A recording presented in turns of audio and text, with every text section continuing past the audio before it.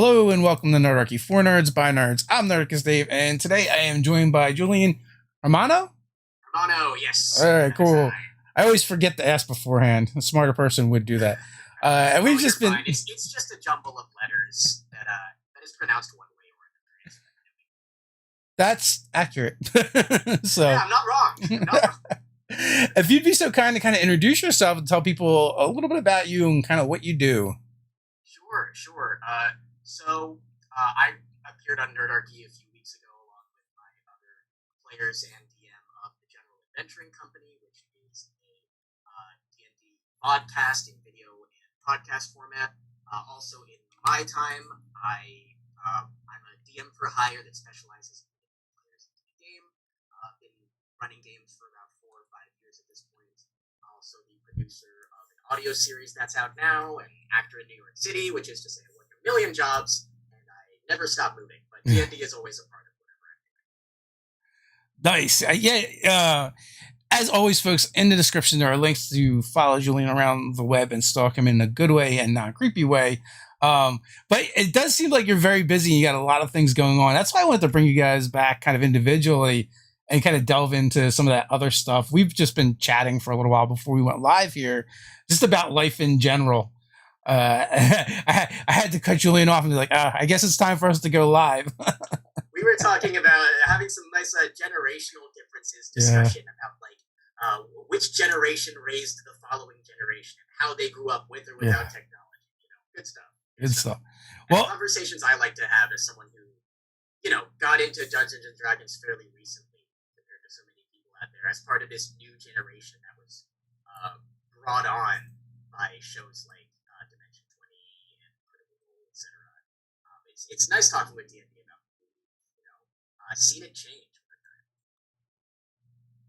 What did when did you get into D&D? What was your kind of entry point? Believe it or not, it was a podcast, and one that I was on rather than one that I was listening to. A bunch of actor friends of mine from school were all into Dungeons and Dragons, and they were like, we could kind of use a cleric for this party. Do you know anyone? And my friend Addie, who's now an actor in the audio series that I co-created, said, yeah, Julian's awesome. He is like a huge gamer, huge anime nerd. Like, he'd probably be great for this. I played a teenage cleric who was very insecure and got flustered around girls. And from there, I was like, I love this game. I want to play it all the time, and it seems like the best way for me to do that is to learn how to dungeon master. So that's what got me started, and I haven't stopped since. That was back in 2016, I believe. Okay, so you've been playing for a while. I mean, that's a decent amount. Yeah. I mean, and also, like, it's when you play D&D, it's not like you're doing it a little bit at a time, right? Like, we invest hours on end, per session into this game. Oh yeah, absolutely. Running it, creating it. I mean, you know this obviously, and also just as someone who like tries to be a DM for hire, getting new players into the game, I constructed like a series of one-offs that I can just call on if I ever have friends that are like, I want to get into Dungeons and Dragons, and I'm like, cool, get 3 friends together and tell me if you want to play a pirate campaign, a bandit raid campaign, or a horror themed campaign, and they come back to me in a week. I want to be able to grab and go as much as possible.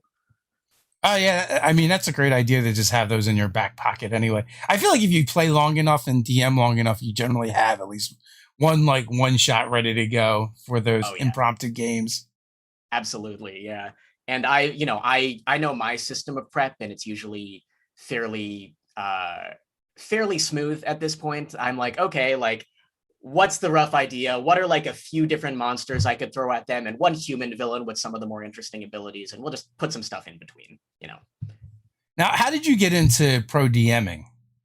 That was something that I found myself doing anyway in regards to getting new players into the game.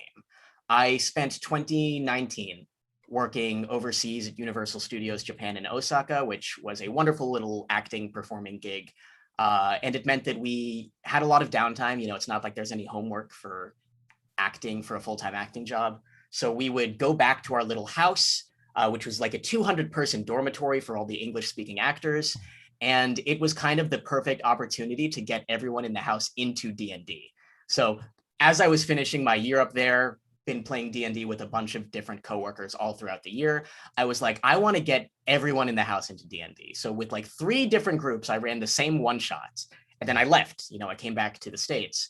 And then keeping in touch with everybody still working in Japan, it's like, oh yeah, pretty much everyone that you've run games with is playing still. They've like either learned to DM or they found someone to DM for them. And I'm like, yes, I will spread this thing like a virus. I'm going to get everyone into this game. And then I found myself doing it anyway, I guess was my answer. So I just decided, I'm putting so much effort and time into this. I think if I am to do this for strangers as well as friends, I think I might as well like ask for something to compensate for the prep time and emotion that I invested to this. I remember like when we first started doing Nerdarchy, it's around that time that people were really talking about paid DMing, and it's very controversial. Yeah. And it's spiked up and down over the years since we've been doing this. Mm-hmm. Where there's just a certain sector of the people are like, I would never pay for that. You shouldn't pay for your hobbies, blah blah blah. And then it turns out like when you dig deeper, like you always find that most of those people that would never pay for it, they are willing to pay for it. But it just depends, like what the price is, like what not the financial price, not the money, but like they may not pay for me to run a game for them, but Chris Perkins, sure, or whoever their hero D&D hero person is, sure, So I always found it kind of like that argument kind of bizarre anyway, and generally just as an individual, and this probably goes back to a lot of the like generational stuff we were speaking about. I just generally just don't care what other people do when it doesn't affect me. And it's like, and they're not doing anything that's hurting anybody. I'm like, oh, whatever. Like you go live your best life, It just doesn't bother me. Where I feel like now, like everyone cares so much what everyone else does when it has nothing to do with them. Yeah. And it's so strange. It really is. I do feel like that is a generational divide when you have a generation that grows up with social media in their pockets, and it's literally their hobby to be in other people's business. Yes. I kind of feel like that's what happens. But on the topic of like the ethics of paid DMing, I want to, number one, put the disclaimer that I did not come on this show to promote my business. I work 3 jobs. The soonest I can run a paid game for somebody will probably be in about 3 weeks. But like the reason I started doing it was realizing that it's something that people wanted. It's something that there was a need for in this society. And I personally, as a paid DM, try to make it so that it is affordable for them and profitable for me, which is to say the way that I do my rates is I do it by the hour and the whole group pays. So like, rather than charging per person, I'm like, okay, it's $40 an hour for the whole group. So if you bring in like 5 friends, they're all paying under $10 an hour. And most people can afford to do that every once in a while. So it's good for them and good for me. I want to make it user-friendly because, I am a college grad of 5 years ago who is in a lot of student debt, and I understand that a lot of my friends in my generation are. I don't want to be taking an arm and leg from these guys.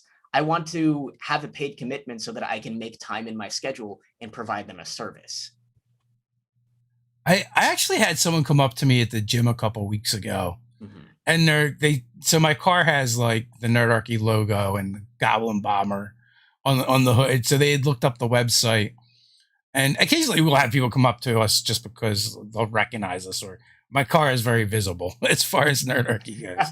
Yes, I love that. But this individual just recognized something nerdy and looked into it and wanted to know if we did paid DMing, and it's like I'm just not into it. Like, So I was kind of like, well, let me ask around the group, and I asked Ted and then James and Ricasso, which is like, but everybody's like really busy, and I think for me anyway, I'm going to run a one shot for them for free, but like if I were to charge, like I feel like I'm the kind of person that like I either want to do it for free, or I'm just going to charge something ridiculous. Like I was hired to do a corporate gig, and like it was like $350 for like an hour and a half, and I'm like, yeah, I'll do that. But or D&D in the Castle, which paid really well. I'm like, yeah, I'll definitely do that. But anything like below like an obnoxious amount just doesn't interest me, and I don't know why. But like for free, like, oh, these people have never played before. Oh, sure, I'll run for them, or whatever. So it's just not like, I don't know. It's everyone has what motivates them. And when it comes to D&D and money, like, I'm just not motivated to run games, unless it's an obnoxious amount of money or something like really cool. And I think that's awesome that you like know what you are willing to do. And I think for a corporate setting, like a ridiculous amount like that makes sense. And I'm saying this as someone who, one of my many other side gigs is I run team building games for companies over Zoom. And when you have a group of strangers who might have no idea how to use Zoom, or might be very new to this thing, and they're not necessarily there to like have a good time with their friends, I think that exorbitant cost is just like what you deserve in situations like that. And I'm saying this as someone who's never gotten paid $350 for a gig like that. Like that, I think in a situation like that, if you are hired, if you are brought on, if you are taking time out of your day, and it's a company who can shell out $350 like it's no problem, yeah, you absolutely deserve that. And they brought in a bunch of GMs. So like they shelled out a lot of money. So I guess it turns out like it was a company that would do these events for corporations. And it just so happened this one was a D&D event. Like it might be cooking or something. And literally some of these people were all over the world. And some of them were literally working like as we're doing it. And they're like, and the one guy was like, I might have to duck out to handle customer service stuff. Yeah, that sounds about right. That sounds like your standard mid-sized company stuff. Yeah. You can never leave your phone alone. There's always someone calling you about a problem. So yeah, it was kind of bizarre, but the pay was good, so I was there for it. Yeah, absolutely. Absolutely. So how did you go about when you initially started pro DMing finding clients? To be totally honest, it's just that I have a decently large social media network as someone who like went to acting school in a big city and met a million people, works a bunch of acting jobs on contract, sometimes overseas, meets a million people. I just knew enough people in my social media spheres that when I was like, hey, I'm going to be trying out running D&D games for free, I'm going to do it at a mega discounted rate while I try it out. Just shoot me a message if you're interested, or if you have any friends who are interested. And then I got a few messages from people being like, oh yeah, I've got 4 friends who started watching Dimension 20. They want to try D&D, but like they're not really sure where to find a DM who's going to be totally chill with teaching them everything. And I'm like, yeah, as some of my first clients, I'll give them a mega discount because again, like I, above all, just want to make sure that there's new people being gotten into the game. It's just that if I'm going to be taking time off work, like a little something would be nice. And then that's how that happened. And I think also some of it is not to get super businessy, but when you are networking, making yourself known, you kind of want to make yourself being known as like the guy who does something, like if I make myself known as the guy who gets new players into Dungeons and Dragons, that means anytime someone who's heard of me or knows me wants to get new people into Dungeons and Dragons, they'll be like, oh, there's Julian. You let it be known in your social media presences and your online presences, your Discord communities or Reddit communities, etc., that like, oh yeah, I'm the guy that's going to run games for new players. It's going to be chill environment. I do funny voices and I have improv training, so it's going to be a funny game. You make yourself known as the guy who does the thing, basically. It makes sense. One of the people that I met through doing this is Megan Hardy, and she teaches D&D, or teaches through D&D via a program called OutSchool, which is like it's like a big network for like homeschoolers, I think.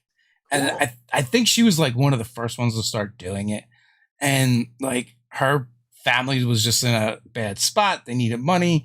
And like she just started doing that, and now she makes a ton of money doing it. Articles have been written about her doing it, but she also is a total workhorse and works like probably 80, 90, 100 hours a week, doing it. And like I think my brain would explode if I had to Dungeons and Dragons that much. A Yeah. dragon would just like fly out of my cranium. Just alien out of your forehead. Yeah. And then you see a bunch of other people doing it. So there's definitely a demand for it. Yeah, I just feel like D&D is the hobby where nobody loses out if more people are into it. You know, like which is so refreshing as someone coming from the acting field, where it's like, oh, the competition is going to be intense because not everyone is going to be the next insert name of your favorite actor. Most of us are going to be holding down random jobs and then doing little theater productions when we can. But when it comes to D&D, it's like the more players there are in the world, the more people need to step up as DMs, just quantitatively. Yeah. And with all these live streams, with 5e being so accessible and I think fairly easy to learn and teach compared to some previous editions, like there's just no downside to having more DMs in the world, you know? I'm finding that I feel like more people step up sooner in the game to DM than they used to. Now, granted, like my experience was far more limited back then because I didn't have as large a circle, social circles, and there wasn't the internet. But like it was really hard to get players to shift from being players to being the DM. And now it's like I've met tons of people that just started as the DM. They wanted to play. No one else, they knew played. They didn't know how to do it, so they just learned and started doing it. Or very soon into it, they just like, oh, I want to run games, and started running games. Yeah, I think some of that is the visibility of the whole situation. Like when you have your Griffin McElroys and Brennan Lee Mulligans running around, like, and you can kind of see what the DM that you want to be might look like. Yeah. It's easier to imagine yourself in that role, as opposed to if it's only your one friend in real life that you know as the DM.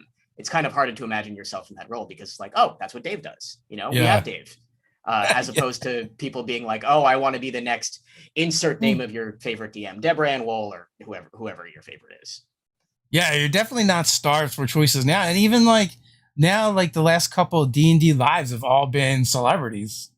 Yeah. I saw people like Jeff Goldblum are getting into it, and even Deborah Ann Wool, who I just mentioned, I knew from Daredevil before. Jack Black, yeah. like we started with like we're getting like Joe Manganiello, and like he's a celebrity, but also Spider-Man. He's like he's not a Jack Black, right? Like, no offense to Joe Manganiello, but now we're getting like he's even bigger names. Stephen Colbert, like household names that have been in tons of people, and they're super visible. Yeah, and it's I think there's a million reasons why that could or could not be, and I think so much of it is just the interconnectedness of the internet today, like the fact that we are constantly absorbing content, also the fact that we've just had like a few big D&D live plays from already established networks like Mercer's network of voice actors and the College Humor people, and just like I think quite frankly how easy and customizable 5e is.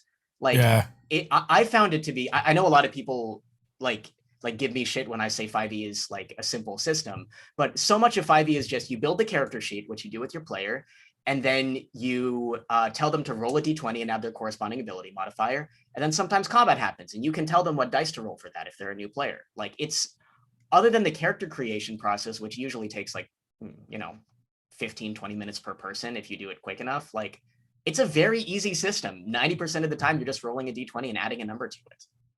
It's very easy compared to the D&D games that have come before, for sure. Yeah. And I'm not the type of person to like shit on 4e or anything like that, but like with the demand for like a battle map, for example, it would change this remote DMing that I do so much. Yeah. When you do remote DMing, do you do theater of the mind? Do you use VTTs? So I do theater of the mind remotely, but in person, I do use a battle map, and I do use like little Post-its with little illustrations or names of characters. I like creating maps. It's just that I think when we are online trying to play this game that you have to focus on, for me personally, I find it much more helpful to look directly in people's faces and be like, there is a zombie 10 feet ahead of you. There's one 20 feet away that's attacking the bard. what do you do?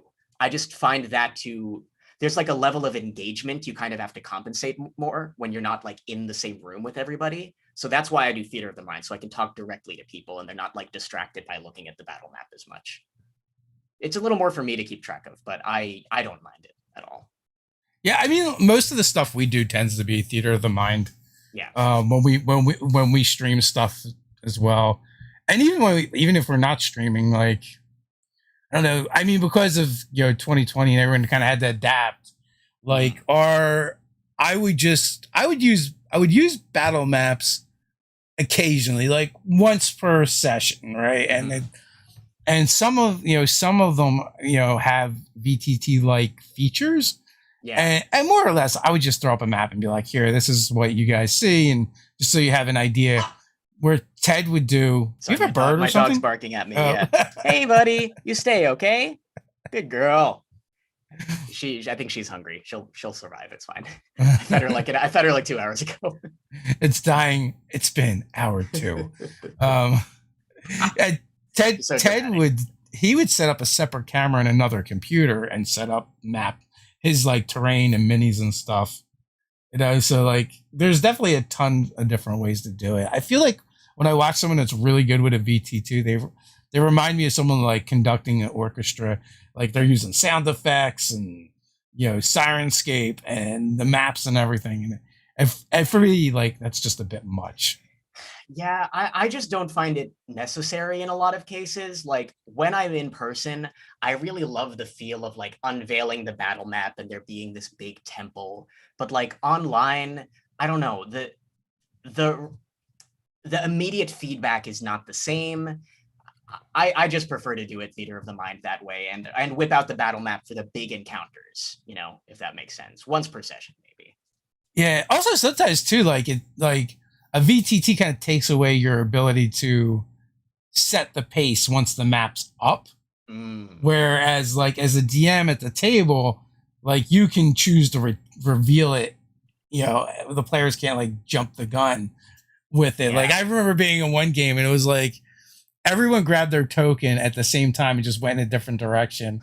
And I was just like, that just horrified me, the DM in me, even though I was just a player. And I just happened to deal with that. It was like, to me, it was just like herding cats. And like D&D is enough of that without everyone, being able to take their token and just try to run to a different part of the map at the same time. Yeah, it's herding cats. It's also like herding intelligent cats who know how to like blow up everything that you've set up so diligently. Especially if you're playing with experienced players.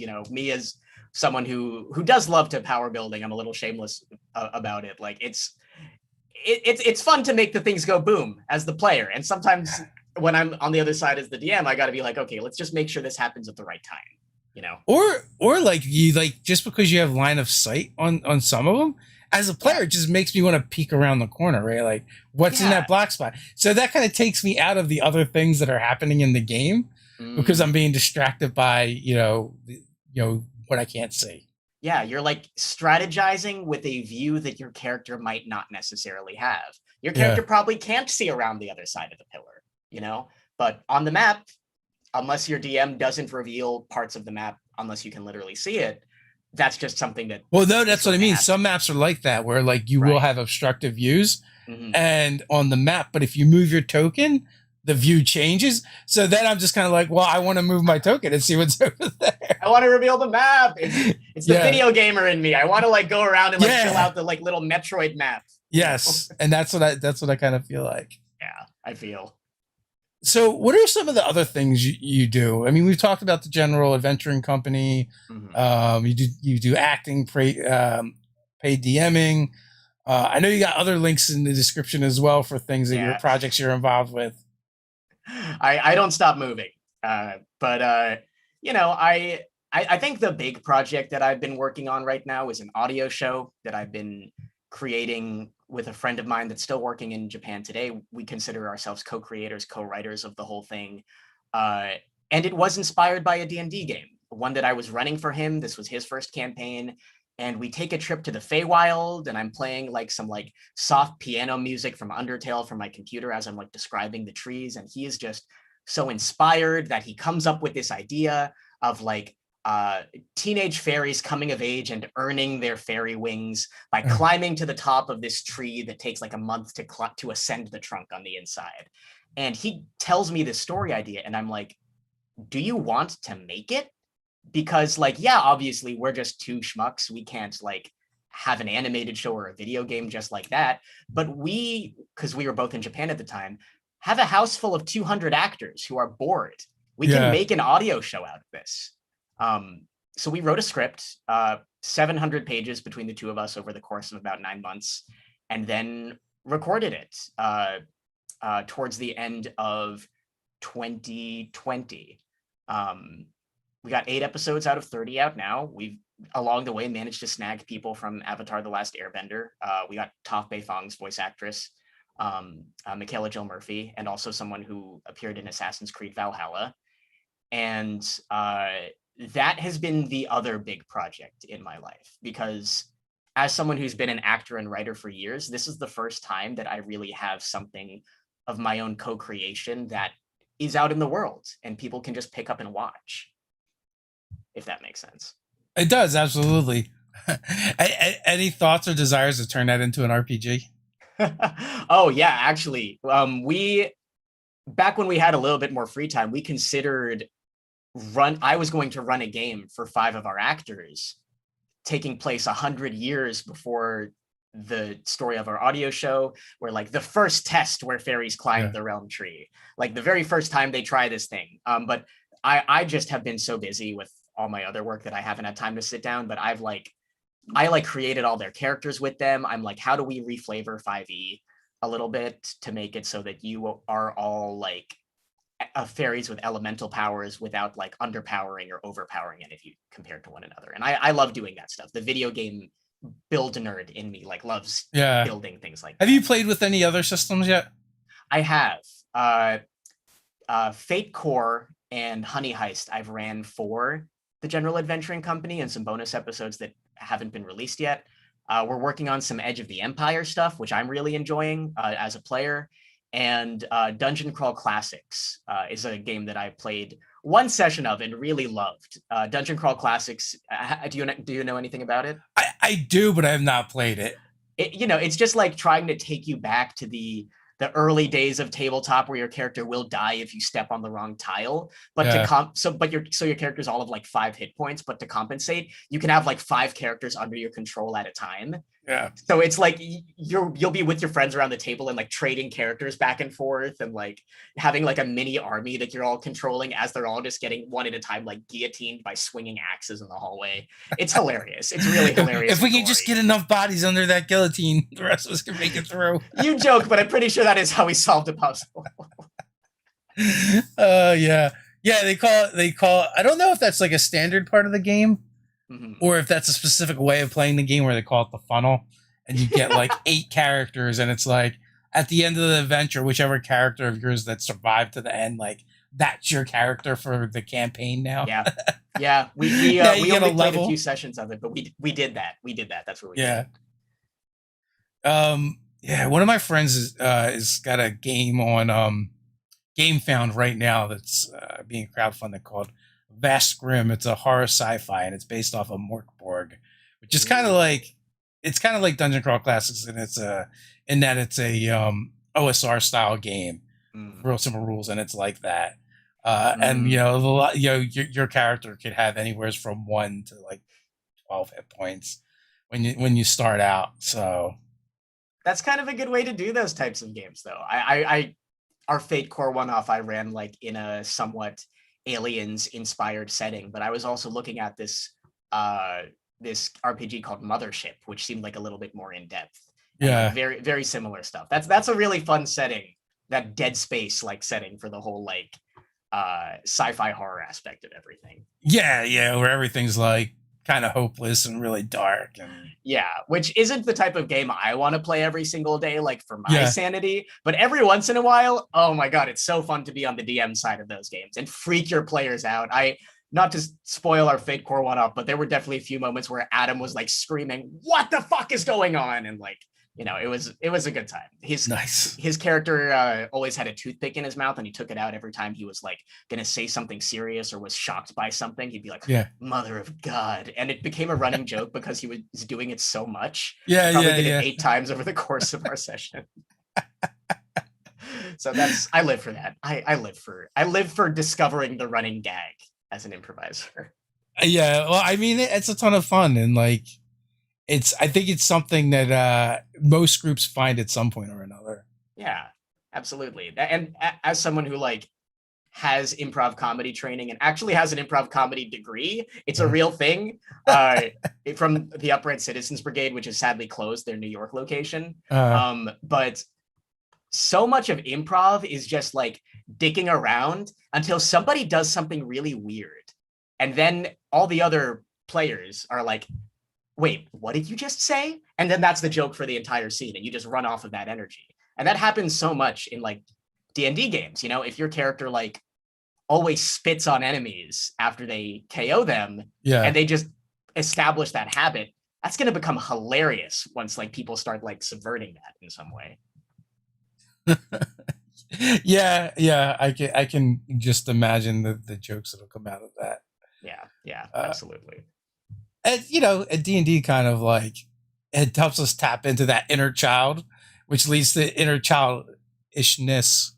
So totally. Yeah. Do you have any campaigns going on right now, like long running campaigns or home game campaigns? I'm playing as an occasional guest star in one of my friends' homebrew campaigns, which I mentioned before.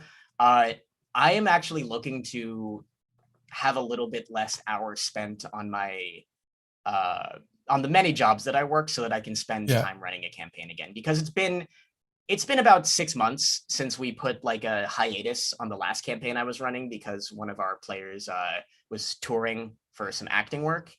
And I really miss running the game. I miss running the long game, and I'm really excited to get back into that. So around mid-August, I think my work schedule should adjust so that I'll have a nice little home again. And I'm so excited for that. And do you tend to do homebrew or official stuff when you run? I've pretty much only ever run homebrew. There was one shot that I got off the internet, but as someone who like does a decent bit of writing, I just kind of consider homebrew to be like practice, So like it's important for me and what I do, and also I just find it so fun to realize that you are in control of everything. If you can make the coolest thing you can imagine in your homebrew world a reality. In my homebrew world, the elves are the like magic punk society. Like they've got trains that are run by like casting the catapult spell, like that just launches it across the country on this rail. Just like the coolest shit you can think of. When you're homebrewing, you can just throw it in there. I would love to run a published adventure soon, but it's that thing of like, part of me wants to just be a player on like Rime of the Frost Maiden or something like that. So I don't know if I want to spoil it for myself as the DM, because some of them just look so cool. And I've only finished Descent into Avernus as a player as far as published adventures. Yeah, so I guess like I'm indifferent as far as being a player. Like a good GM is just going to run a good game regardless of whether it's pre-written or something they did. Absolutely. I don't think it matters. But as a GM, I do prefer homebrew, because like for me it's like that's my creative outlet. Like to be able to do that. 100%. And it's so freeing, like there's so many times where I'm like watching a TV show and I'm like, oh man, like this series would have been perfect if the bad guy just did X, and then when you're in the DM seat, you're like, I can do that. I can make the bad guy like do the crazy thing that they didn't get to do in my favorite fantasy show. And that level of freedom and that kind of catharsis of just getting to tell the stories that you want to tell in this like fun collaborative environment with friends it just feels so good. I love DMing. More people should do it. I shout to the audience as if they're not already all like wonderful DMs and players. More people should do it. More people should always do it. Yeah. So the elven catapult trains, any inspiration from the Robots movie there? I I forgot about the two robots move with the trains. No, that was just I wanted to have a battle on a train, and I was trying to think of like what country in the world would have trains, and I'm like, well, the elves are established as having the most magic. So like I feel like we could definitely get some cool like little magic technology in there, and then I'm like, the catapult spell, just like amplify it and then like launch it across the country. Then you have the element of like this train cannot stop even for emergencies type of element to it. That's even better. There's only expresses. Exactly. And then like if the train needs to stop, that's a puzzle for the players that I don't have a solution for. Like the wizard or the cleric or whoever is gonna have to figure that out by themselves. The barbarian's gonna have to like grab their axe and like stick their head out the window and like stick it on the ground to like slow the thing down or something. So how do they stop on the other end? Resilient sphere. Momentum just slowed down enough. I didn't think very hard about it, to be honest. That was my first campaign. It turns out that all elves are also expert mathematicians as well, so they just knew how long it was going to go before the train just stops on its own. Sure. And then they built a platform. my players never asked, so I didn't need to figure it out. That's beautiful. I actually run my games very similar to that. Like, I don't answer. I leave tons of unanswered questions, and I don't answer them until I must. Yeah, sometimes that's really the way to do it. But just knowing that you can make up the world on the fly is something that I found like extremely fun. Just being able to be like, like this can be as stupid or justified as I want it to be, because it's my world. As long as they are having fun, there doesn't have to be an explanation as to how the train stops. Like they can fill in the blanks, whether it's a technological system of like speed bumps that slows it down towards the end or something. Like your brain can fill that part in.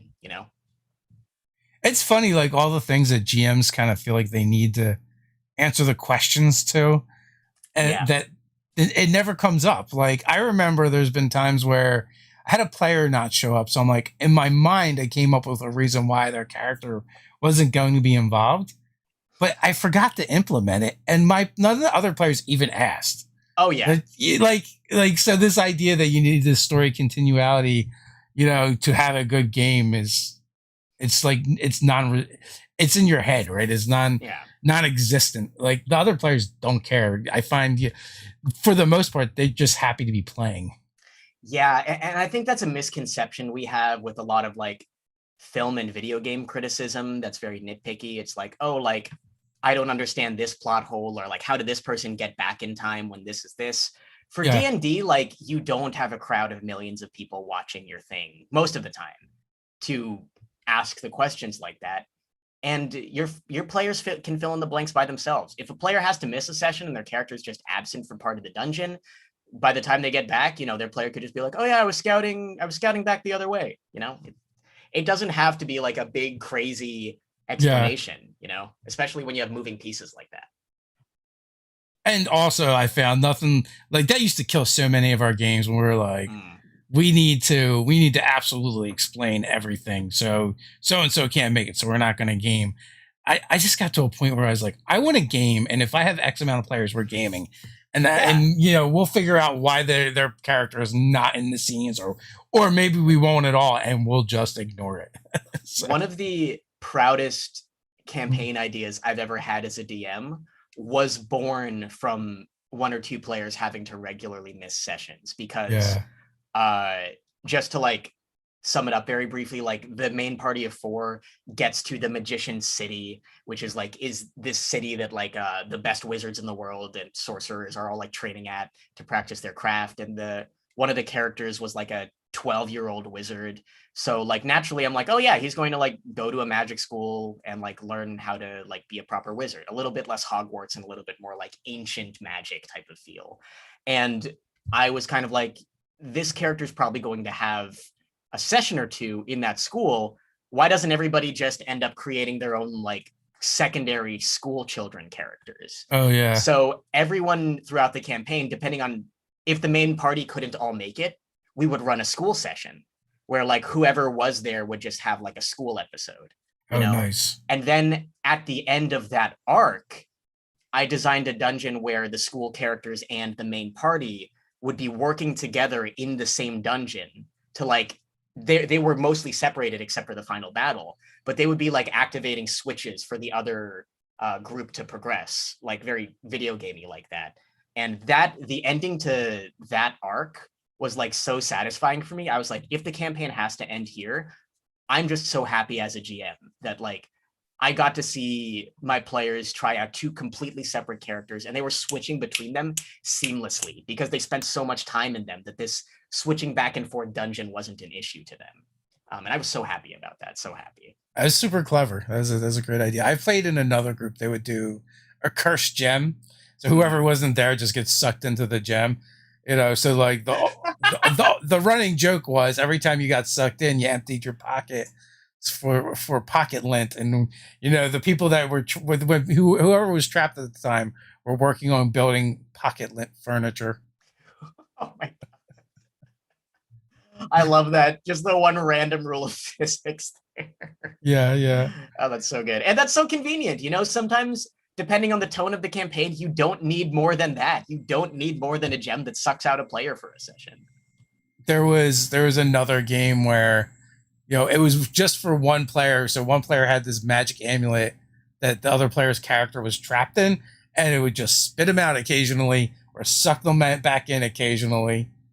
And you know, so we came up with ways to figure it out. And at the end of the day, now I put even less stock and importance in figuring that stuff out than like, let's just get together and do the thing.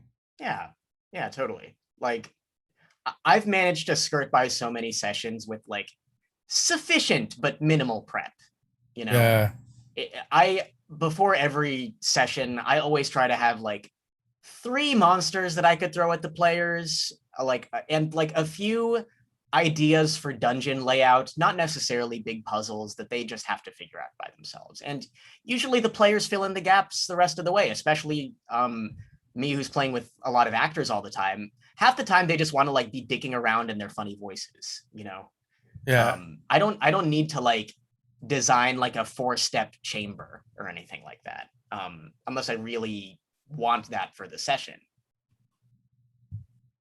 So when you're when you've run your pro DM games, what kind of people do you feel like you find that you're drawing to those games?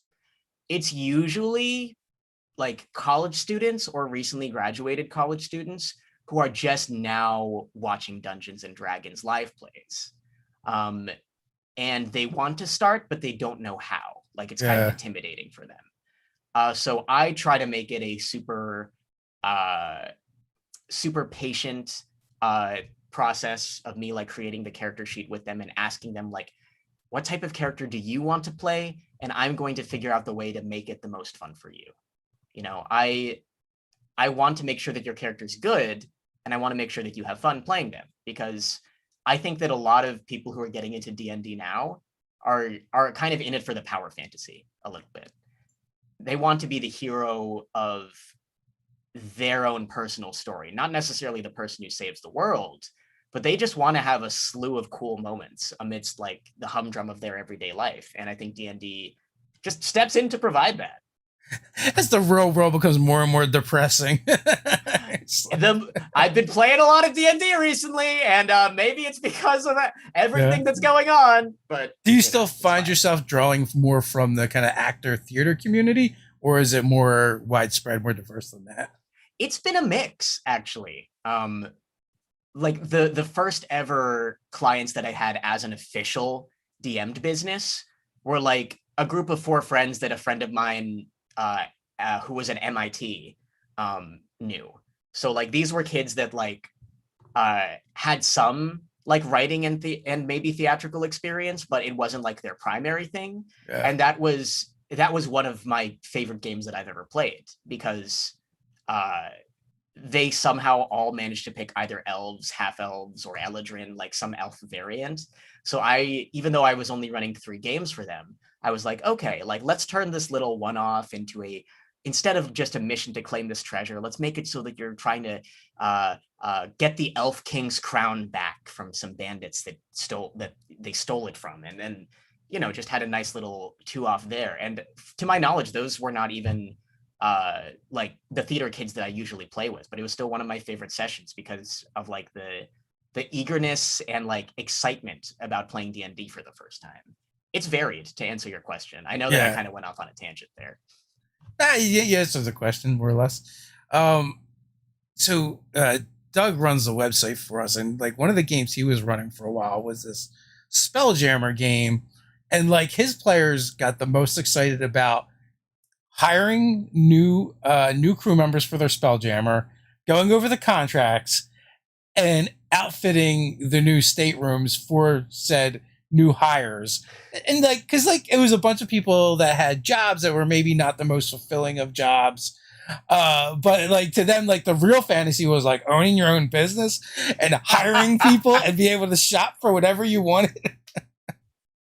I mean, look, I heard Brendan Lee Mulligan say this in an interview, and that like there's no like point in our brain that like distinguishes reality from fantasy as far as feeling emotion. Like you might feel pretty much the same emotion from having a successful business in a Dungeons and Dragons game than you would in real life, That's why D&D is so good, as life gets hard, you can just do fun stuff in D&D and it gets the good chemicals going. And because I must say, like, chances are in your D&D business, you're not going to have to deal with going to your accountant and getting screamed at for 3 hours because you're terrible at business. Yeah, you skip the hard stuff. You just do the fun stuff. Yeah, pretty much. So Brian Smith wants to know, should long-term campaigns just fade out of existence and all one-shots all the time? Should long-term campaigns fade out of existence? No, I absolutely don't think so. No. No way. I think that there is nothing more satisfying than like finishing a good Dungeons and Dragons campaign. And I'm someone who's like done like a lot of random things in my life, and I felt so few things as emotionally powerful as knowing that you've sat down for 35 sessions and like told a story or played through a story to its end. And I also want to be clear, even though I do run a ton of one-offs for new players, I always give them the option of, we can continue this story. You can, if you love this, you can keep playing these characters. I might give you can keep paying me. Yeah. And I would usually give them a discount for like long-term situations like that, because I like to have recurring customers. But I don't think one-offs provide the same emotional catharsis or character exploration that full campaigns have. Just me as a player, I never know what my character is going to look like by the time they hit level 10. A lot of the time I'll design a character based off of a funny idea, like, oh, he's a big lion man who's a barbarian and he has a funny voice, and then 30 sessions deep, like this character is like a father figure or something like that. And that's not something that you can get in 3 hours of playing. So to answer that question, I don't think it should be all one-offs all the time, because I think depth is one of the things to seek out in Dungeons and Dragons the most, whether it's depth of combat, depth of story, depth of character development, or just depth of seeing your friends change over the course of the campaign. What I think, one of the tough things that we one of the challenges we have in the game is getting games to completion. Yeah. That go on for more than one session. So I can see the appeal to one shots, but at the same time, what I've found is, and like we've actually have a video coming up on this, the reason why games fade is and die off is because you don't set up the proper expectations before you go into it. Yeah. And like I feel like by defining a start and an end to any campaign, you're going to greatly increase your chances of it actually finishing. Absolutely. Very much so. If you establish with people that this is a long-term game, then their brain just starts to function on a different level, I think. If I'm playing a one-off, like I don't care if my character dies. If I'm playing a long-term game, my character is going to be fighting for their life out there, because this is going to change everything if they die, especially because I play the tank so often. You know, I think there's a big like thing about like DMs stepping in to be players. They like fill the role that is missing. And I found that with a lot of my friends, like people are reluctant to play the tank, and that's what I end up doing so often. And Yeah. I often find myself like taking 5 arrows to the chest, being like, if I die, you are all screwed. And I just have to care so much more about that in a long-term campaign. Viking Beard 1970. Should there be more campaigns that go to level 20? I think level 20 play is often a hot button topic because there's so many conundrums that can be solved by snapping your fingers or casting wish at that point. And I think, what would you say is the sweet spot, Dave, that a lot of people consider for D&D games? Is it like level 6 to 10? Yeah, that mid tier is really good. Like, you know, when we start games, I like to start at like 3. Yeah, because everyone kind of has their thing. I mean, I've only been in 3 games at this point that have gone to level 20. Yeah. And, you know, 2 of which I ran, and even one of them, we didn't start at first. They started like at 5th or 6th and went to 20. And then the other 2 started at first. Yeah. And, you know, it took like 5 years. Yeah. Yeah, it's a long time investment if you really want to sit down and do it like the full long form way. And also I feel like from a storytelling perspective, by the time you've hit level 20, you've already saved the world. You know, like most world ending threats, like you can stop at level 13 or maybe even lower. By the time you hit level 20, you as the DM have to find something that is more interesting for your players than saving existence, because they've probably already done that 10 times. And what's coming to mind for me right now is, if you really are this legendary party of adventurers, would be like solidifying yourselves as legends, or like becoming demigods, or becoming like eternal patron spirits for warlocks or something like that. Something that level 20 really just transcends so far beyond what us as people can ever comprehend, that I think the DM has to get a lot more creative than having a world-ending threat on the horizon. So to answer the question of if there should be more level 20 campaigns, this might contradict what I just said. I think yes, there should be more that go to level 20, because we as DMs aren't sure what a great level 20 campaign looks like yet. Yeah. And I think we need to figure that out, whether it is a story of stopping world-ending threats, or becoming gods, or enshrining yourselves in history, or just something much more personal to your character. I think it's something that we could definitely stand to figure out a little bit. I feel like B Dave has done a bunch of like one-shots that are all like 20th level games. Ooh, I gotta check this out. Yeah. I've talked to him a couple times, and he's mentioned it like a couple times at least. So I think there's a few of them out there.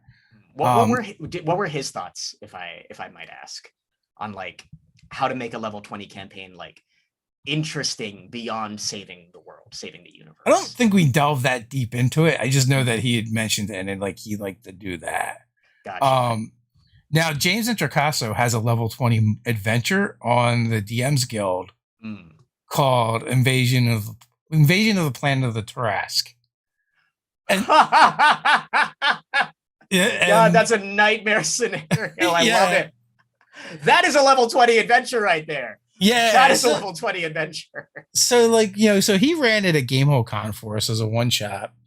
And you know, it starts in like Waterdeep, and like I think it was like a GIF shows up like with this ominous warning that the Tarrasque are coming. Yeah. And like we get a little bit of time to try and set up, like figure out like what can we do to set up defenses in this, you know, in the city.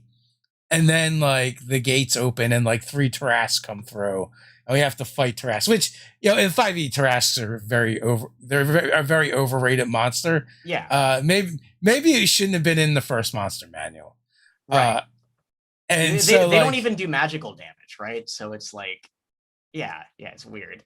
Yeah, they're kind of lame for what the Tarrasque is. But you know, so we kill 3 Tarrasques, and then we have to go like into the portals to stop the rest of the Tarrasques from coming, and there's like 50 of them. See, So, Planetary Threat is a great level 20 campaign, I think.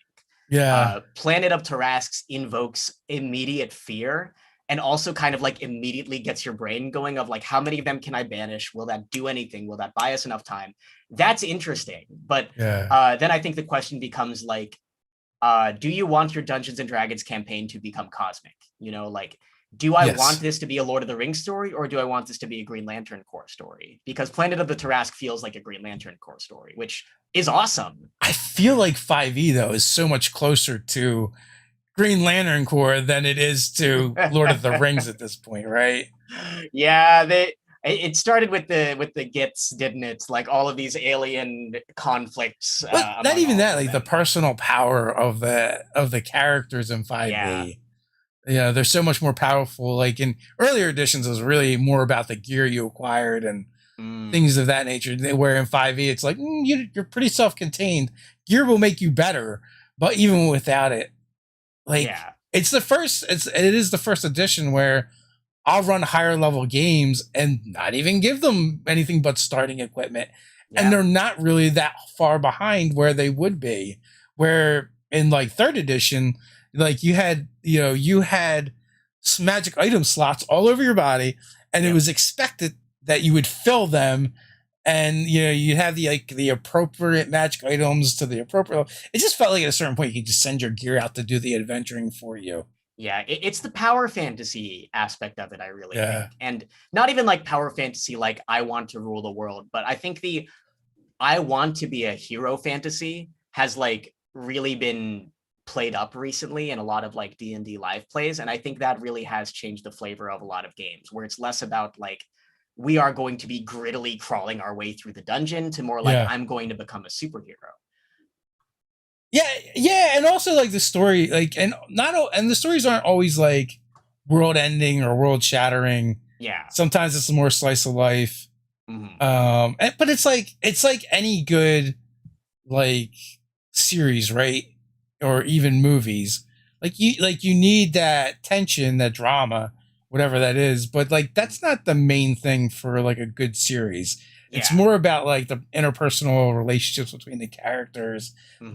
that makes you want to keep going back to it. Oh yeah. Like Firefly was a great series, but it wasn't it wasn't just the problems that they overcame. It was more about like the relationships between the characters that are sharing this small space together. Right, right. Yeah, I'm totally with you on that. And as much as I like knock the concepts of like planetary threats being like a common like solve all for level 20 campaigns, there Yeah. is an obvious disclaimer there with just like if you're good at what you do, you can make pretty much anything work. Yeah. It just comes down to like what kind of stories does your group like to Yeah, yeah. tell together. And that's something you've kind of got to figure out over time, which to go back to the whole like are one shots the best way of experiencing 5e. I think one shots are a good place to get people started, but as a DM, I think it is kind of your job to figure out like what your players are in it for. I'll tell you where one shots kind of excel over campaigns, Mm. and it's stream games. Because like Mm. the first episode of everything always does so much better Yep. than the second, and like there's always a descending drop off, right? Yep. So like if you make every episode the first episode in streaming, you probably will do better. Yeah, that's what a few years back Stream of Many Eyes did very well, I think, where they like alternated the DM between like all the players. So you had Matt Mercer or Deborah Ann Wall or Joe Manganiello might have done one of them, but like it was like a similar cast of players, but they were just swapping off who was the DM, and it was all contained one shots. And I'm like, that's very smart. It's all one shots. It's with the same cast, and like it's all like these like fairly big names in D&D and like sometimes even acting worlds. Yeah, well, and now it's just it seems like they're going in a direction where it's only going to be acting worlds. Yeah, ups and downs. I do hope we preserve like D&D's roots, and I feel like just the more people get into it, like the more people will be looking for guidance from people who've been in it for a while. Yeah. But I'm saying this as someone from an acting background. You don't need to be an actor to run D&D. You don't need to be an actor to stream D&D. You don't need to be an actor to play D&D. It's just Yeah.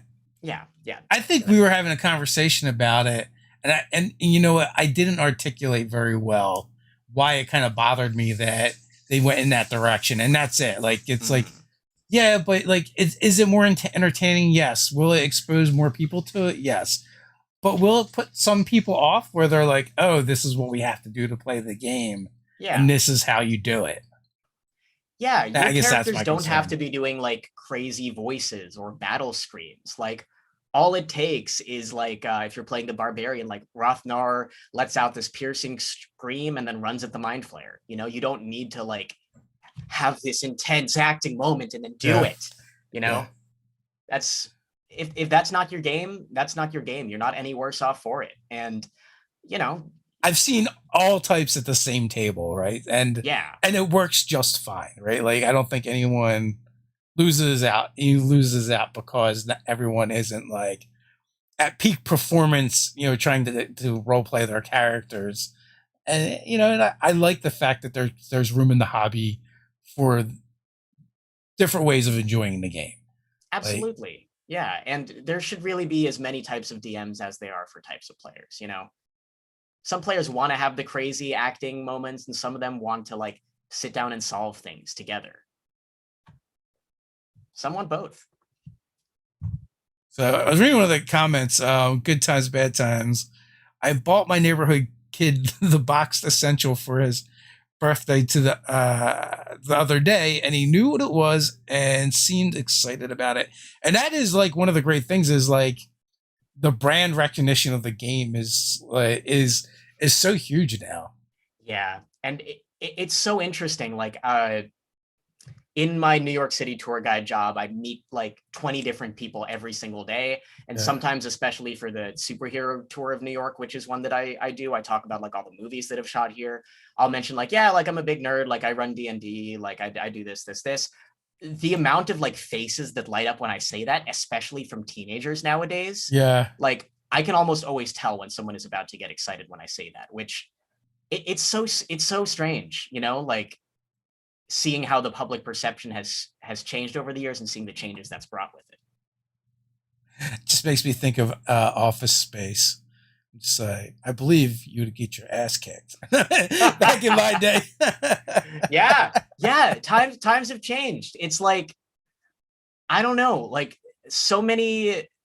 I remember being a lonely kid in high school and like being like, man, like nobody is into these like strategy RPGs like Fire Emblem or Final Fantasy at my school. Like, how am I ever going to find friends? And like now, you know, all my friends are playing like FF14 online, and I'm like, when did that happen? Yeah, it's cool. The shift. It's cool. It's like I think there's a lot of benefits in that people are more open-minded towards that stuff because a lot more young people are growing up with it. But I also feel like, you know, for these kids growing up, I do wonder, like, are they going to spend like all day like on their computer playing D&D? Is that awesome? Is that like how does that change? And I'm so excited to see where D&D will be in 5 years after this like initial boom might have settled down a little bit. Yeah. Have you ever been to the Cauldron? I've not been to the Cauldron.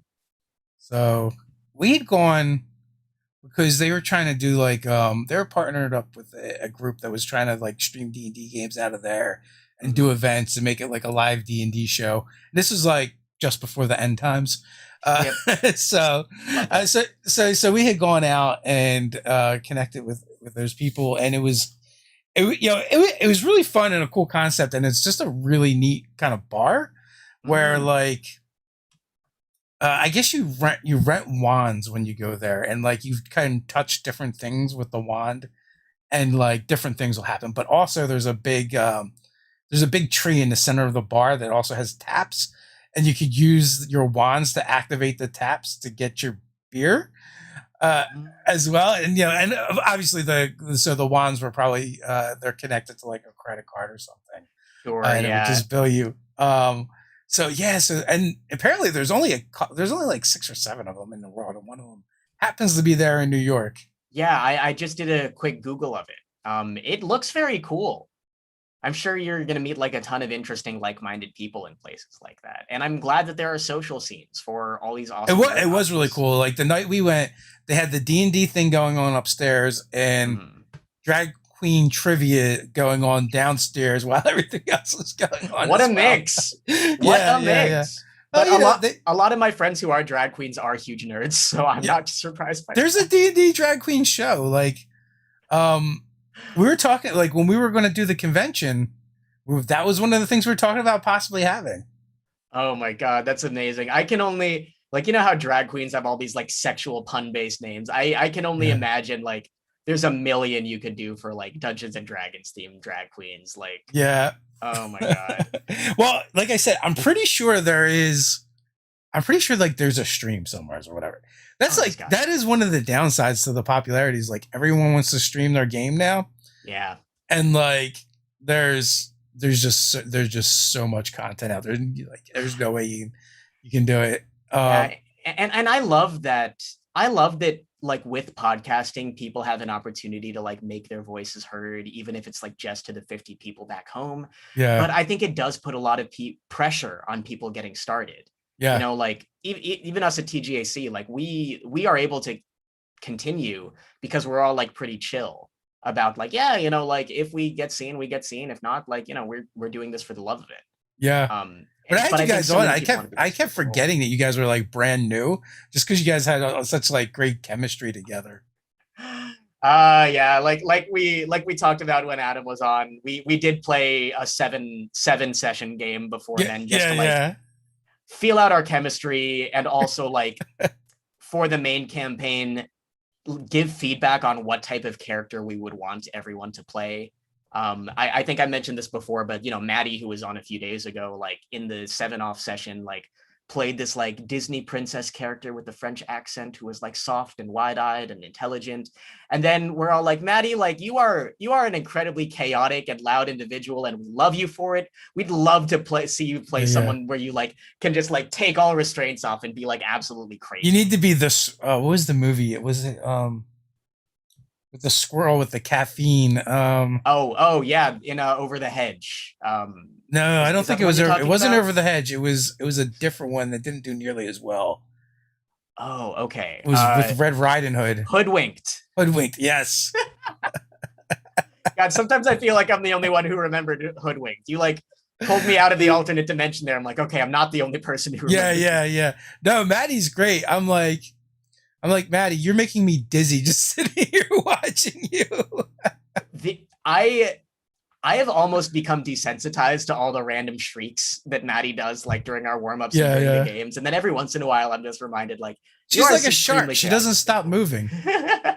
And she's brilliant for it. You know, if you're going to work Ren Fair as much as she does, like, that's kind of the person you've got to be. So, yeah, you guys have a good crew over there. With great chemistry, and that's like the thing, like a lot of these streams don't get, right? It's like you can't just throw a bunch of random people together, even if they're good role players, and expect to instantly have that chemistry. Yeah, and I kind of feel like there's a lot of people who are into live plays for the characters, but I feel like there's just as many, if not more, that are in it for the cast of players playing together. You know, like there's already people talking about like, oh man, like what's the next character that Laura Bailey is going to play on a Critical Role? And they're already just so excited. Like, oh, she usually plays sexy characters in the anime, but she's also played little boys before. Like it could be like people get excited about the players as much as they do the characters. So I think that's something to take into account when you start live streaming, like the chemistry, how much everyone bounces off of each other, and just like, you know, are you having a good time with these people? We had split the podcast on earlier in the week, and they were talking about a meme that I had just seen the other day with it's you know, it zoomed in on Buzz Lightyear in his box, and he's like, and it's like, I'm going to start my own, share my D&D stream with everyone. And when it pans out, it's like just box after box of Buzz It's the Lightyear. Toy Story 2 shot. Yeah, it is. And you know, like that's why you've got to not be in it to become the next Critical Role or Adventure Zone or Dimension 20 or anything. You've got to be in it for the love of the game. Because if you go through the process of creating a D&D podcast and you are so obsessed with metrics and you're not like sponsored by a big company like College Humor or Geek and Sundry or something like that, like you're going to like be like confused by these metrics. Yeah. Do it for fun. Don't do it to become famous, you know? You know, I have tried a lot of different online endeavors that have not gone anywhere. Mm-hmm. And I really didn't have the stamina and endurance to keep up with them until we started doing Nerdarchy, because it didn't matter if it actually became anything or not. I just liked doing it. So that gives you the ability to persevere. Yeah, I think that's the way, like, as someone who like creates or acts or writes for a living, that's really the way you've got to do it. You know, like if you are making enough money to survive, your goal should just be to enjoy what you're doing. If you're miserable because you only have like X amount of followers or views, it's not the field for you, you know, and that's fine. Just find something that you do enjoy and can enjoy without having to become famous for it. Well, like when I was talking about the accountant screaming at me, that was part of it, because when I left my day job to do this full time, and I'd known my accountant for a long time. They'd actually been a client of mine when I was a personal trainer, and then I became a client of theirs for accounting. So really, it's like having your mom do your accounting, right? Fantastic. And they're like, and she was super upset with me because I had a decent paying job and I made a decent living, but man, did I hate life. Yeah, that's something that people really have to like step up to, I think, especially if you are someone like in your 20s or 30s going through a few transitions. Like you need to take a look at what you're doing and be like, okay, if I see myself doing this for another year, does it seem unsustainable? You know? Yeah. And then really, if it's not sustainable, if this work habit that you have, if this content creation habit that you have feels like it's not something that can be sustained for that long, you kind of need to have a serious discussion with yourself of being like, how do I change this? Or how do I get out of this? You know? It's finding that right balance, right? Where you get the it's not that you necessarily have to have a job that makes you feel fulfilled, right? If it can fuel you in other parts of your life and it's tolerable, right? Exactly. Like that's what it comes down to. I've always looked at it as like, is the rewards of this job worth the aggravation of this job? Right. And if it is, and you don't care about the job, then that's perfectly fine, because you can enjoy other aspects of your life.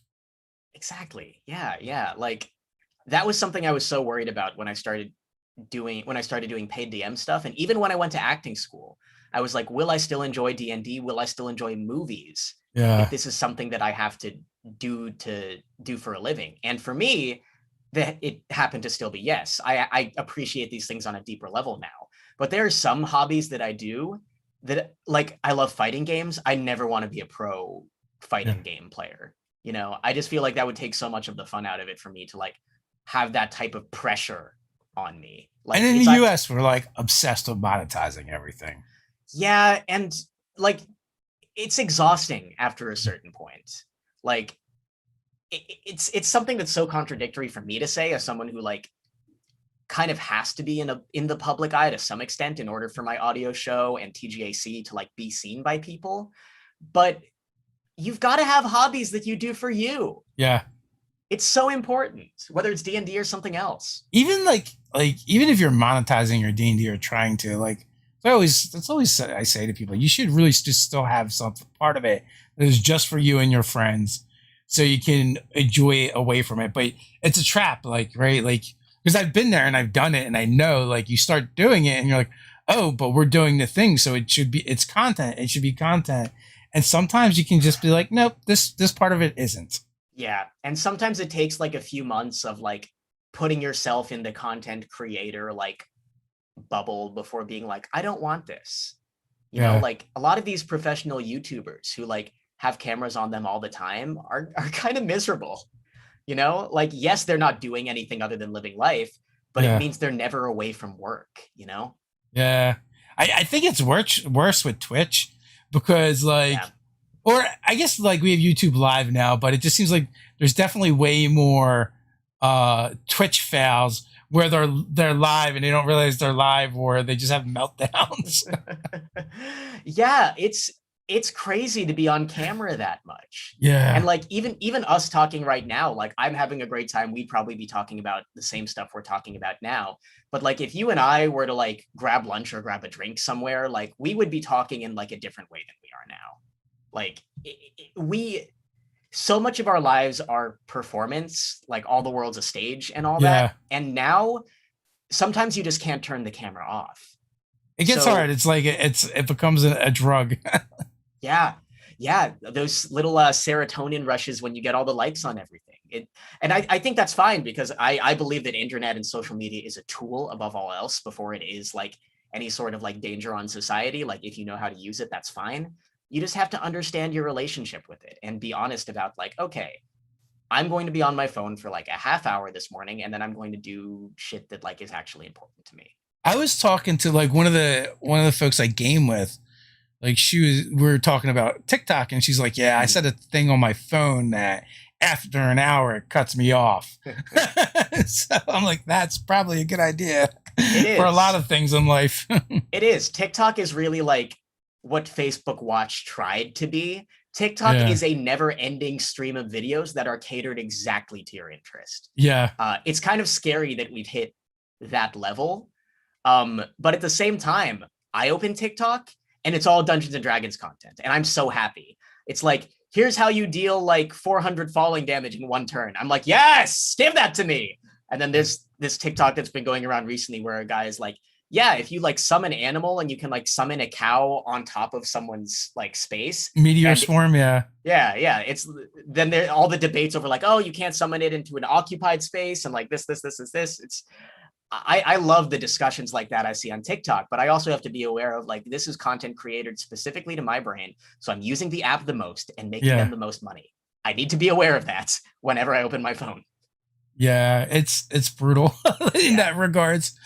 But anyway, we are 17 past, so it is that time. Final thoughts before we head on out? Thank you so much for tuning in, everybody. If you want to do the D&D live play thing, if you want to write a story, the only way to know where it's going to go is just to try, be easy with yourself, do the things you enjoy. Yeah, do it for the love of doing it. Thanks for coming on, Julian. Really appreciate it. As always, links are down in the description. And until next time, stay nerdy. Thank you, Dave. Always a pleasure.